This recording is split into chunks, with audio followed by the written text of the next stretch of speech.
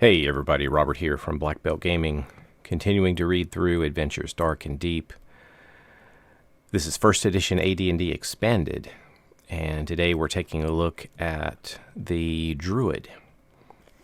I think back in the early 80s, when I did most of my first edition play, I think I was the only person out of our group that made a Druid character. I don't think I ever had a chance to play it.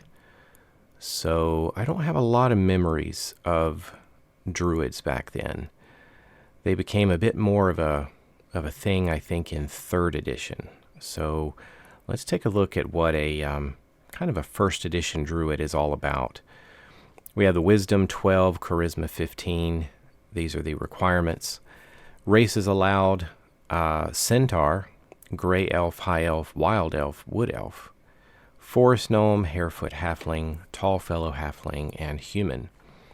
Druids get a D8 for their hit dice and must be of a neutral alignment.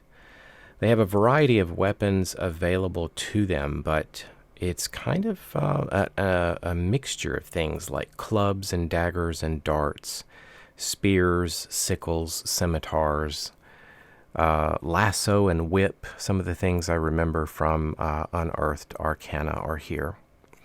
Armor, we're mostly talking about leather and furs, trying to stay away from the metal armors. And we do have the small wooden shield. So I needed to actually go to my first edition AD&D Player's Handbook to look up small wooden shield. Basically, the shield cost in this game, I think, is on par with what's in the first edition Player's Handbook for basically shields and costing anywhere from 10 to 15 gold pieces. The small wooden shield was specifically listed as a 1 gold piece shield, but I haven't yet seen it in this book. So it might be there somewhere.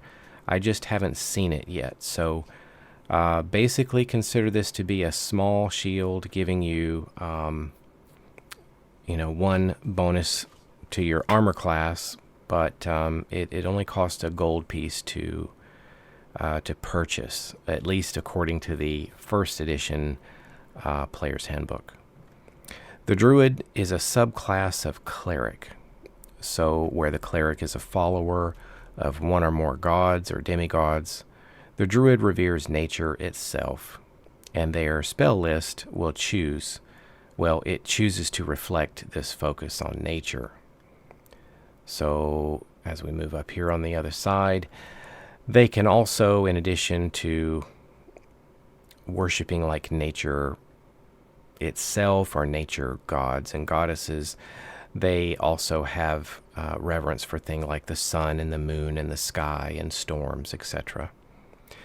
And instead of a traditional cleric's holy symbol symbolizing their patron god or faith, the Druid uses mistletoe as a symbol of the power of nature. I do remember something about mistletoe and Druids, but not a lot. But basically, I think it serves the same purpose as a cleric's holy symbol here in Adventures Dark and Deep. So Druids like to stay out in the countryside, dwell in modest quarters close to nature. They try to avoid towns and cities for most of the time. They feel an obligation to protect the forest and farmlands first and foremost, as well as wild and domesticated animals. This doesn't mean they're necessarily nuts or fanatic about it, going to jump in front of a group of axe-wielding goblins. But they will look at the longer term and see if they can perhaps bide their time and work out a way for vengeance upon those that are destroying nature. Druids can only have the alignment of neutral. This reflects their philosophy It sort of accounts for both good and evil and order and chaos being as existent in nature. Here's their advancement table, a D8 per level of hit points. Again, I don't see any titles specifically listed here, but I do remember from the old AD&D book there were some titles associated with the different levels. And it looks like the Druids will max out at 15th level, but I think there is another option for them beyond that. But it is actually a class or subclass change, and we'll look at that a bit later. Druids speak their own special language, and they're forbidden to teach this to outsiders. In addition, at 3rd level, the Druid starts to learn a new language at every level chosen from the following list. The list is mostly made up of sort of forest-dwelling beings like centaurs and dryads and gnomes and green dragons, lizard men, pixies, trents, things like that. So if you are familiar with the D&D Druid at all, in many of the different editions, there's always been this ability to shape change. How does it work for Adventures Dark and Deep? Well, starting at 7th level, the Druid is able to shape change into a natural mammal, such as a bird or reptile, and they can remain in that form as long as desired. Creatures such as bears, birds, horses, and snakes would be allowed. Giant goats, chimeras, basilisks, centaurs, etc. would not be allowed.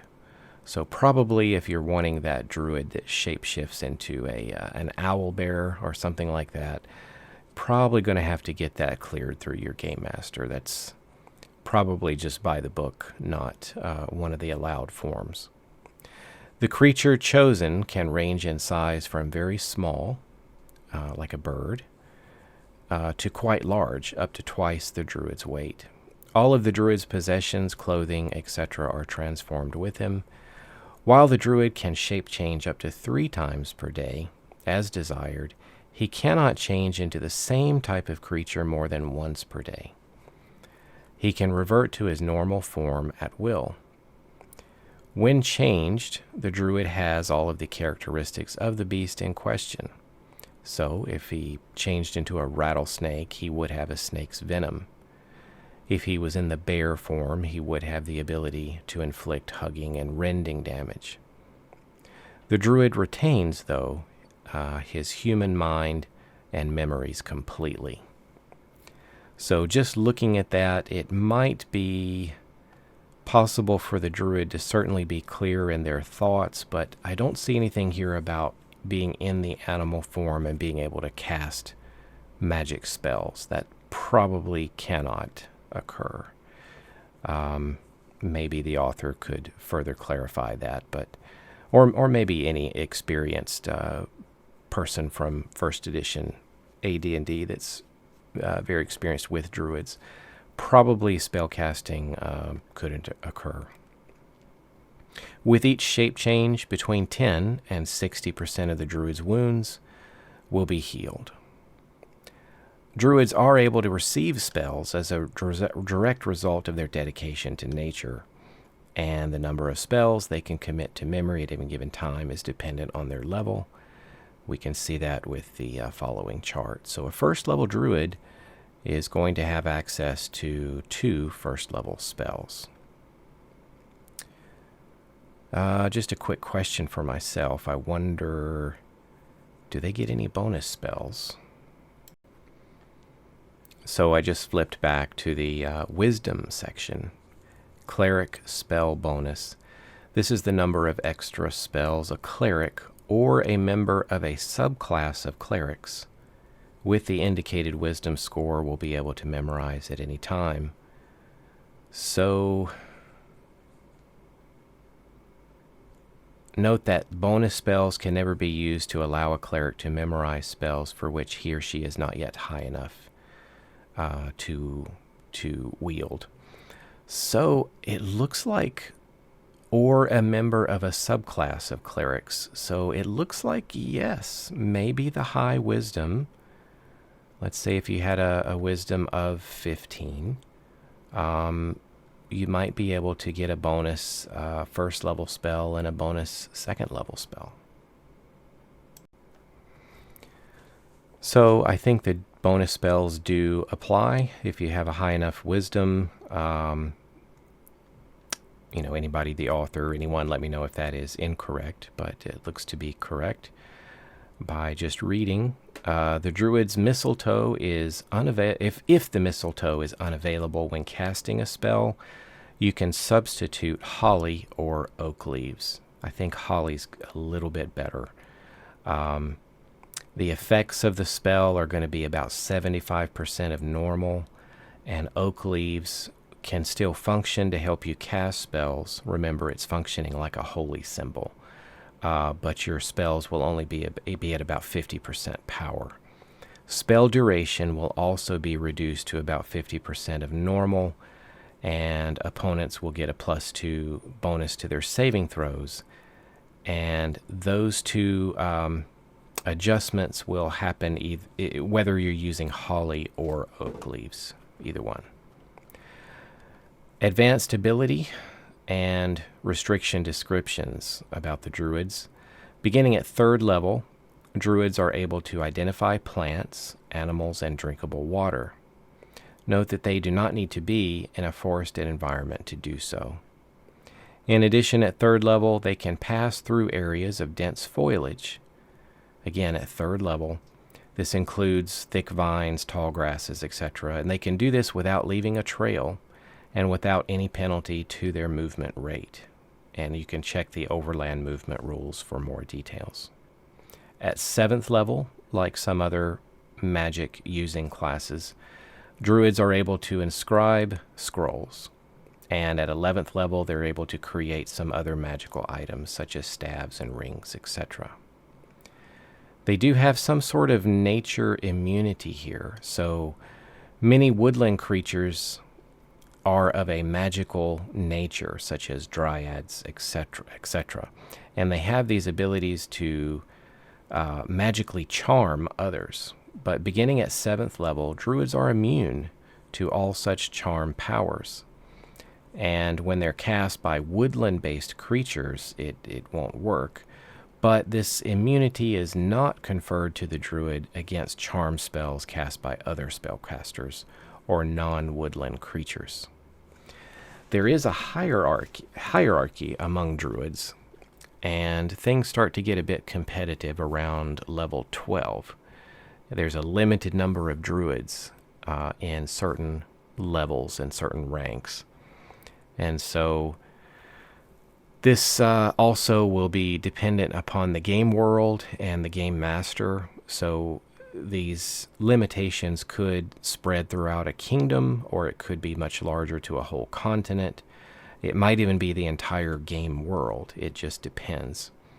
But the limitations are basically 9 12th level Druids, 3 13th level Archdruids, 1 14th level Great Druid, and I think we're going to find that there's 1 15th level Druid.